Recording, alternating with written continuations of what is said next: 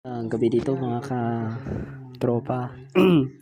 Ang comment ko lang dito sa ginawa ni Bongbong Marcos is para siyang si Judas. Pinagkanulo niya si Kristo sa ibang kay Pilato. Yan.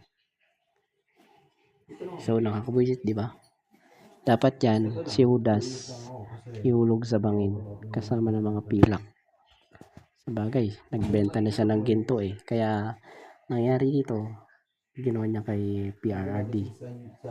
Dapat yan mag people's power na para wala nang maayos ng Pilipinas, maayos ng partner natin dito sa ibang bansa. Yan, tarantado yan si Bongbong dahil adik paiba-iba yung isip.